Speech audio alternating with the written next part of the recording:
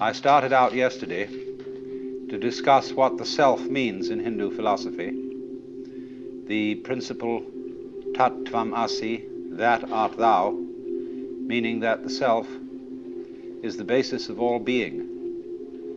And being is not something into which we come, but out of which we proceed. In popular language, we say, I came into this world, as if you came from somewhere else altogether, from outside. But you don't. You come out of this world, just in the same way as the leaves come from the tree. And so in that way you are an expression of it, and the self meaning itself, self meaning identity, self meaning basis, ground, is what everybody fundamentally is. Then I went on to discuss the world as the self in the sense of the cosmos as the self, the great cycles of time in which, according to Hindu philosophy and mythology, the world is manifested and then again withdrawn. And now I want to go on to discuss the human world as the self. Well, now, there have in the known history of mankind been about 3 types of culture. We'll call them hunting cultures, agrarian cultures, and industrial cultures. The hunting culture seems to have been the earliest. And agrarian cultures arose when hunters learned to farm and therefore had to settle in certain places. And it was then that men built cities. And when we pass from the hunting to the agrarian culture, we notice 2 very important changes occur. In the hunting culture, every man is expert in the whole culture. That's because he spends a good deal of time alone in the forests or on the hills. And so he has to know how to make clothes, how to cook, how to build, how to fight, ride, and all those things.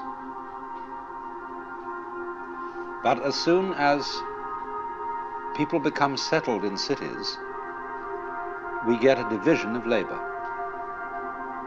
because it's obviously more practical when you're all living together for some people to specialize in some things and some in others. The other important difference is the difference of religion between the hunting culture and the agrarian culture. The religious man of the hunting culture is generally known as a shaman, S-A-H-A-M-A-N. And a shaman is a kind of weird individual, and I mean weird in the ancient sense of the word, not queer, but weird in the sense of magic, because he is a person of a peculiar type of sensitivity who finds initiation into the shaman role by going off by himself for a long time into the depths of the forest or the heights of the mountains. And in that isolation, he comes in touch with a domain of consciousness which is known by all sorts of names: the spirit world, the ancestors, the gods, or whatever. And his knowledge of that world is supposed to give him a peculiar powers of healing, of prophecy, of magic in general. The thing that you must note, though, about a shaman is that his initiation is found by himself. He does not receive initiation from an order or a guru. On the other hand, the religious man of the agrarian community is a priest. And a priest is almost invariably an ordained person. He receives his power from a community of priests or from a guru. In other words, from tradition. Tradition is all important in the agrarian community. Now then, reasonably enough, the first communities are stockaded enclosures. They are made of palings, and so we speak of people being within the pale and beyond the pale.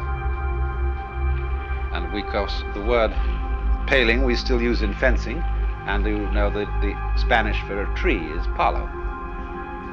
So here is a primitive stockaded community, and as often as not, this community will settle at a crossroads for obvious reasons. Where roads cross, that's where people meet. And so it's liable to have 4 gates and these crossing main streets. And that immediately establishes 4 divisions of the city.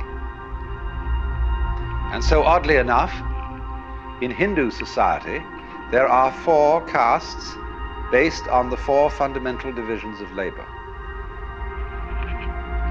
And number 1 is the caste of priests, and they're called Brahmana. Number 2 is the caste of warriors, and also rulers, and they're called Kshatriya. Number 3 is the caste of merchants and tradesmen, and they're called Vaishya. And number 4 are laborers, and they are called Shudra.